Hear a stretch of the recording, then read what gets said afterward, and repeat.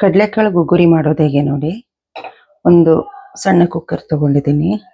ರಾತ್ರಿ ನೆನೆಸಿಟ್ಟಿರುವಂತಹ ಕಡಲೆಕಾಳು ಒಳಗಡೆ ಹಾಕ್ತಾ ಇದ್ದೀನಿ. ಕಾಳು ಮುಳುಗುವಷ್ಟು ಅಂದ್ರೆ ಸ್ವಲ್ಪ ನೀರನ್ನ ತಗೋಬೇಕಾಗತ್ತೆ. ಕಾಳೇನು ಜಾಸ್ತಿ ಇಲ್ವಲ್ಲ, ಹಾಗಾಗಿ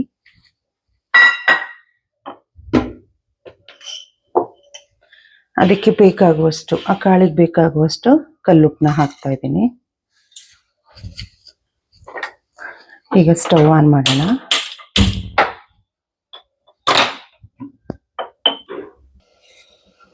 ನೋಡಿ, ಇವಾಗ ಕುಕ್ಕರ್ ಮುಚ್ಚಿ ಹಾಕ್ತಾ ಇದ್ದೀನಿ.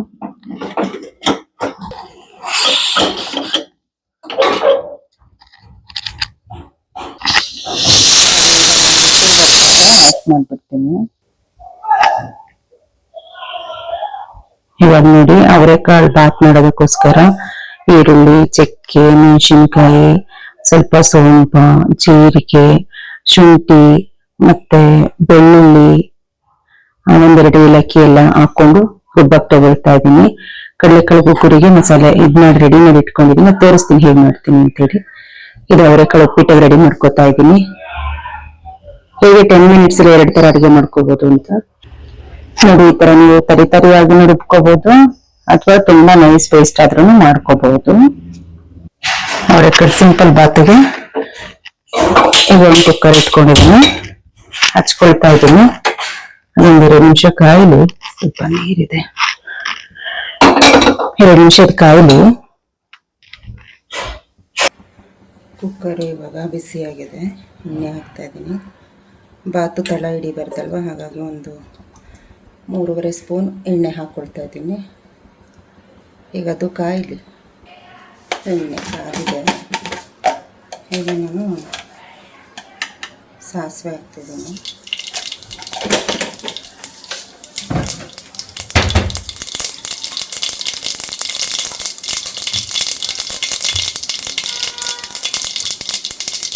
ಸಾಸಿವೆ ಹಾಕಿದ ತಕ್ಷಣ ಮೊಗ್ಗು, ಅನಾನಸ್ ಹೂವು ಮತ್ತು ಏಲಕ್ಕಿ, ಲವಂಗ ಇಷ್ಟನ್ನು ಹಾಕ್ತಾಯಿದ್ದೀನಿ.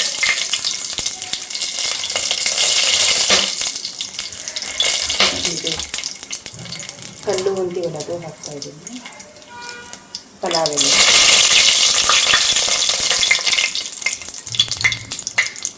ಒಂದು ಅರ್ಧ ಈರುಳ್ಳಿ,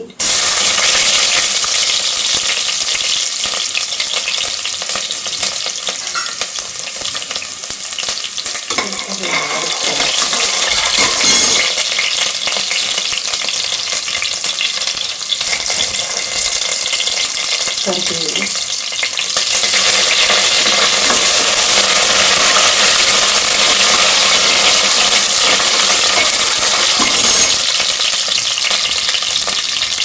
ಇವಾಗ ರುಬ್ಬಿಟ್ಕೊಂಡಿರೋಂತಹ ಮಸಾಲೆ, ಏನೇನು ಮೆಣಸಿನ್ಕಾಯಿ ಎಲ್ಲ ಹಾಕಿ ರುಬ್ಬಿಟ್ಕೊಂಡಿದ್ದೀವಿ. ಬೆಳ್ಳುಳ್ಳಿ, ಶುಂಠಿ, ಮೆಣಸಿನ್ಕಾಯಿ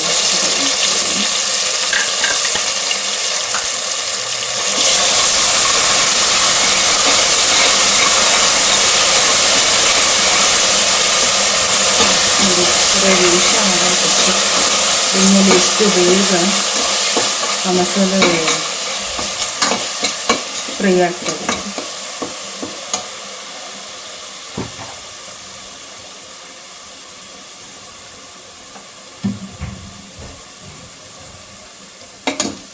ಸ್ವಲ್ಪ ಫ್ರೈ ಆಗ್ತೈತಿ.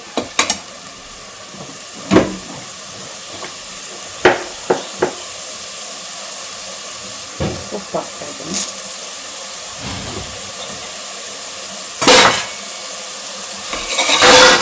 ಇನ್ನೂ ಬಿಟ್ಕೊಂಡಿದೆ.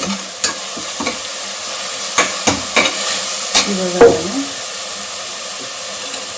ಅವರೇ ಬೇಳೆನ ಹಾಕ್ತಾ ಇದ್ದೀನಿ. ಒಂದು 3 ರಿಂದ 4 ಸತಿ ತೊಳ್ಕೊಬೇಕು ನೀಟಾಗಿ. ಇಲ್ಲಾಂದರೆ ನಿಮಗೆ ಅವರೆಕಾಳು ಸ್ಮೆಲ್ಲು ಸ್ವಲ್ಪ ಒಂಥರ ಇರುತ್ತೆ. ತೊಳ್ಕೊಳ್ಳೋದ್ರಿಂದ ಅದು ನೀಟಾಗಿ ಹೋಗ್ಬಿಡುತ್ತೆ.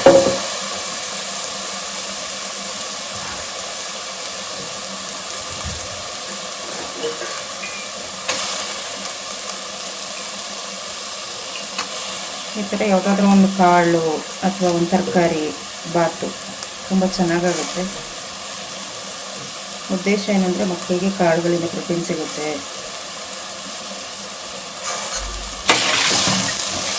ಕೆಲವೊಬ್ಬರು ಸಾಂಬಾರಲ್ಲಿ ತಿನ್ನೋಕ್ಕೆ ಇಷ್ಟಪಡಲ್ಲ, ಅವ್ರಿಗೆ ಈ ಥರ ಬಾತು ಉಪ್ಪಿಟ್ಟು ಮಾಡಿ ಕೊಟ್ಬಿಟ್ರೆ ಸುಮ್ಮನೆ ತಿಂತಾರೆ, ಟೇಸ್ಟ್ ಬೇರೆ. ಇವಾಗ ಇದಕ್ಕೆ ನಾನು ಸ್ವಲ್ಪ ಧನಿಯಾ ಪೌಡರ್ ಹಾಕ್ತಾಯಿದ್ದೀನಿ.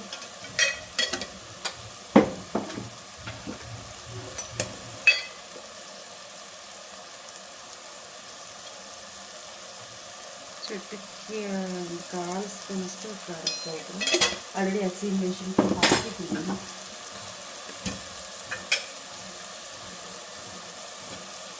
ಸ್ವಲ್ಪ ಅರಿಶಿನ,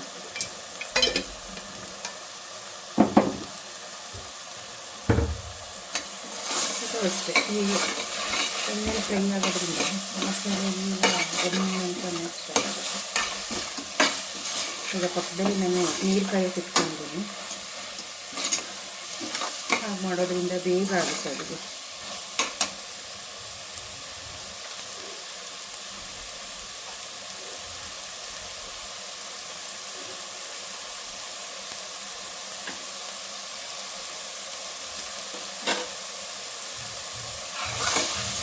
ಇವಾಗ ನೋಡಿ ಎಣ್ಣೆ ಬಿಡ್ತಾ ಇದೆಯಲ್ಲ, ಈ ಟೈಮಲ್ಲಿ ಅಕ್ಕಿನ ಹಾಕೋಬಿಡಬೇಕು.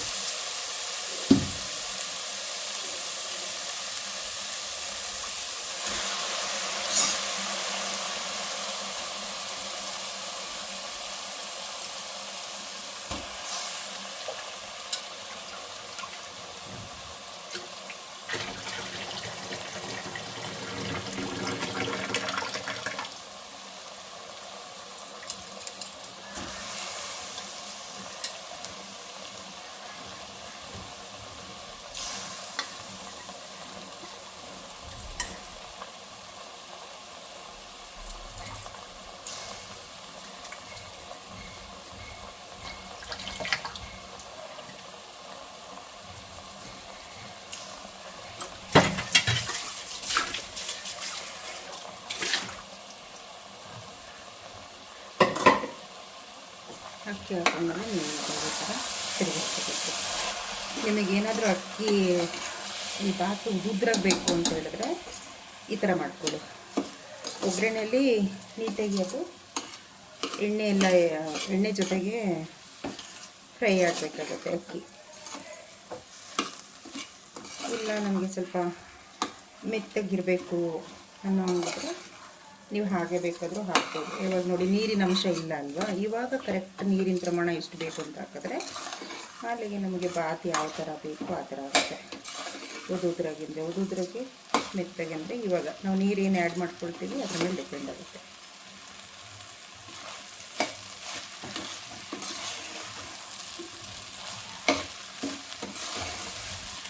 ಒಂದೆರಡು ಸೆಕೆಂಡ್ ಆಗಿದೆ.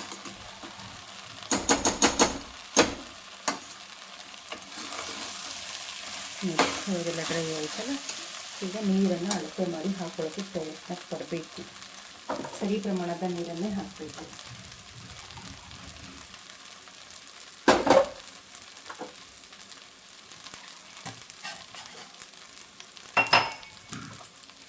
ಮೊದಲು ನಾನು ನೀರು ಹಾಕಬೇಕಾದ್ರೆ ಏನು ಮಸಾಲೆ ರುಬ್ಬಿರ್ತೀವಲ್ವ ಅದರ ಎಲ್ಲ ಮಸಾಲೆನ ಆ್ಯಡ್ ಮಾಡಿಬಿಡ್ತೀನಿ. ಅದಕ್ಕೆ ಹಾಕ್ಬಿಟ್ಟು ಮಿಕ್ಸಿಗೆ ಮಸಾಲೆ ನೀರು ಏನಿರುತ್ತೆ ಅದನ್ನು ಫಸ್ಟ್ ಆ್ಯಡ್ ಮಾಡ್ಕೊತೀನಿ. ಆಮೇಲೆ ಎಕ್ಸ್ಟ್ರಾ ನೀರು ಹಾಕ್ತೀನಿ.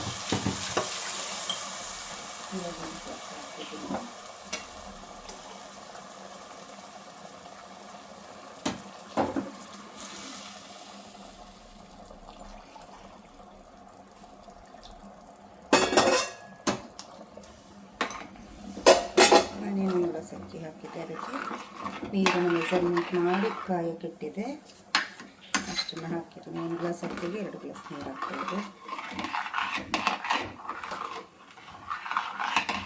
ಇವಾಗಲೇ ನಾವು ಉಪ್ಪೆಲ್ಲ ಸರಿ ಇದೆಯಾ ಮಾಡ್ಕೋಬೇಕು.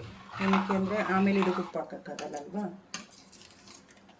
ಪಾತಾಗಿರೋದ್ರಿಂದ ಮತ್ತೆ ಉಪ್ಪು ಹಾಕಿದ್ರೂ ಅಷ್ಟು ಹಿಡಿಯೋದಿಲ್ಲ. ಆಮೇಲೆ ಇವಾಗ ಉಪ್ಪು ಸರಿ ಇದೆಯಾ ನೋಡ್ಕೋಬೇಕು.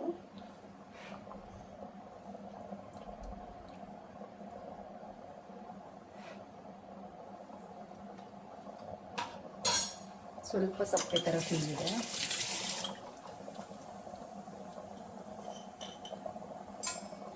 ಉಪ್ಪು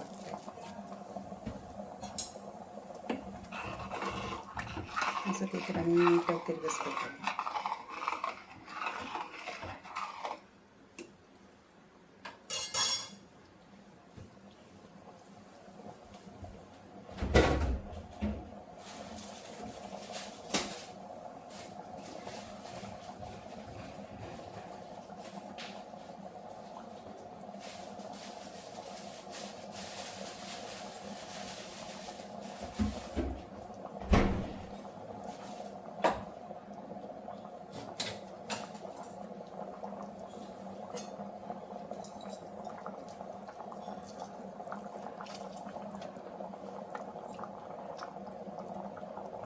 ಇವಾಗ ಉಪ್ಪೆಲ್ಲ ನೋಡಿದ್ದೀನಲ್ಲ,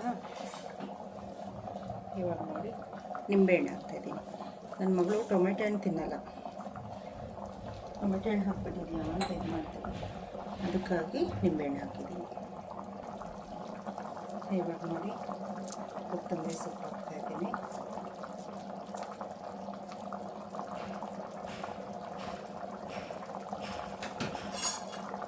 ಇವಾಗ ಸಹ ನೀಟಾಗಿ ತಿರುಗಿಸ್ಕೊಬಿಡೋಣ.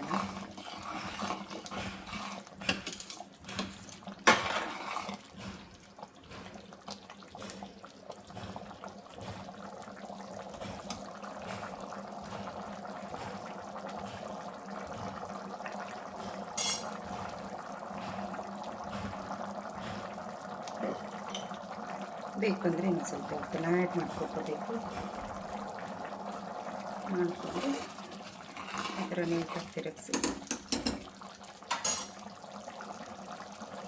ತುಪ್ಪ ಏನಾದರೂ ಹಾಕ್ಕೊಳ್ತೀನಿ ಅಂದಾಗ ಇವಾಗ ಹಾಕೋಬೋದು ಅಥವಾ ಆಮೇಲೂ ಆ್ಯಡ್ ಮಾಡ್ಕೋಬೋದು. ಇವಾಗ ಹಾಕೋದ್ರಿಂದ ಸ್ವಲ್ಪ ಕೆಳಗಡೆ ಏನಾದರೂ ಒತ್ತುತ್ತೇನಾದರೆ ಅದು ಒತ್ತೋದಿಲ್ಲ. GRB ಬಳಸ್ತಾ ಇದ್ದೀನಿ ಇಲ್ಲಿ. ನಂದಿನಿ ಹಾಕೋಬೋದು, ಶ್ರೀಕೃಷ್ಣ ಏನೋ ಬರುತ್ತೆ, ಯಾವ ತುಪ್ಪ ಬೇಕಾದರೂ ಹಾಕ್ಬೋದು.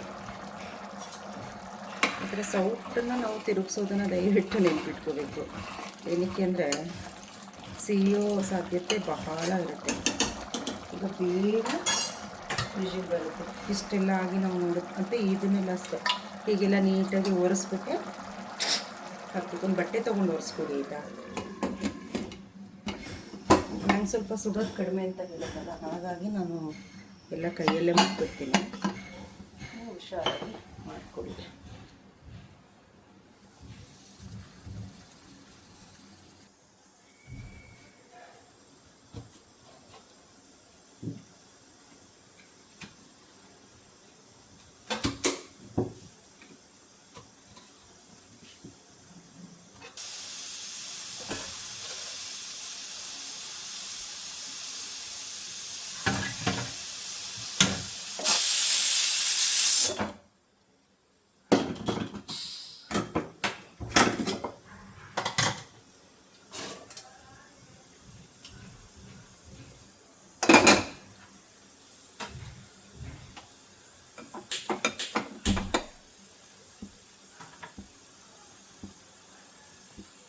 ಇವಾಗ ನೋಡಿ ಗಟ್ಲೆ ಕೆಳಗೆ ಗುರಿ ಮಾಡ್ತಾ ಇದ್ದೀನಲ್ಲ,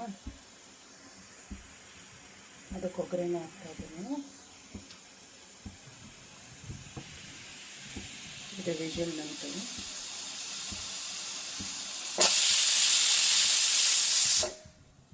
ಒಗ್ಗರಣೆ ಹಾಕ್ತೀನಿ. ಕಡಲೆಕಾಳು ಗುರಿಗಿರೋ ಒಗ್ಗರಣೆ.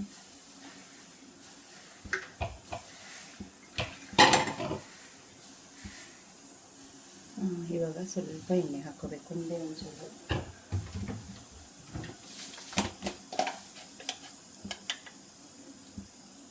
ಎಣ್ಣೆ ಕಾದಿದೆ. ಸಾಸಿವೆ,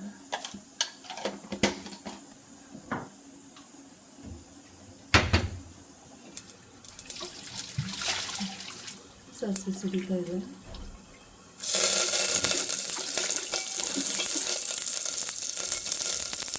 ಮೆಣಸಿನಕಾಯಿ, ಈರುಳ್ಳಿ,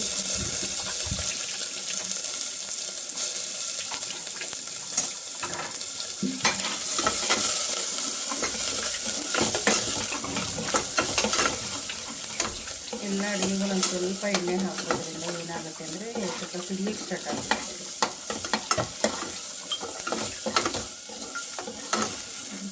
ಸ್ವಲ್ಪ ಫ್ರೈ ಆಗಬೇಕಾದ್ರೆ ಇದಾಗ್ತಾ ಇರುತ್ತೆ. ಇವಾಗ ನಾವು ಬೇಯಿಸಿಟ್ಕೊಂಡಿರೋಂಥ ಟೊಮೆಟೊಗಳನ್ನು ಹಾಕಬೇಕಾಗುತ್ತೆ. ಈಗ ಅದಕ್ಕಿಂತ ಮುಂಚೆ ಸ್ವಲ್ಪ ಉಪ್ಪು ಆ್ಯಡ್ ಮಾಡಬೇಕಾಗುತ್ತೆ. ಅದು ಉಪ್ಪು ಹಾಕಿದ್ವಿ, ಒಗ್ಗರಣೆ ಮಾತ್ರ ಉಪ್ಪು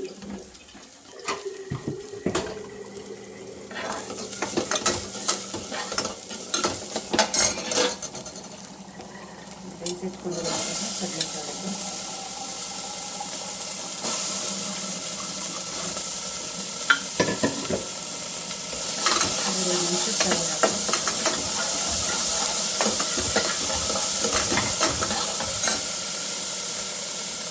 ಇವಾಗ ಅದಕ್ಕೆ ಕಾಯಿ ಹಾಕ್ತಾ ಇದ್ದೀನಿ. ಕಾಯಿ ತುರಿದಿಟ್ಕೊಂಡಿದ್ದೆ ಇದು ಹಾಕ್ತಾ ಇದ್ದೀನಿ.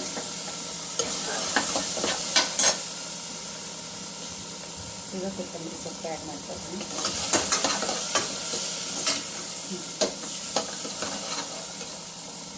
ಇವಾಗ ಕಡಲೆಕಾಳು ಗುಗ್ಗರಿ ರೆಡಿ ಆಗಿದೆ. ಇವಾಗ ನೋಡಿ ಬಾತ್ ರೆಡಿ ಆಗಿದೆ.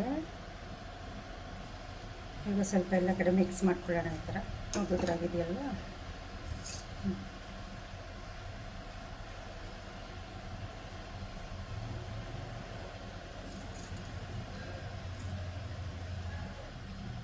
ಈಸಿದೆಯಲ್ಲ, ಸಿಂಪಲ್ ಬಾತ್ ಇದು, ಆರಾಮ್ಸೆ ಮಾಡ್ಕೋಬೋದು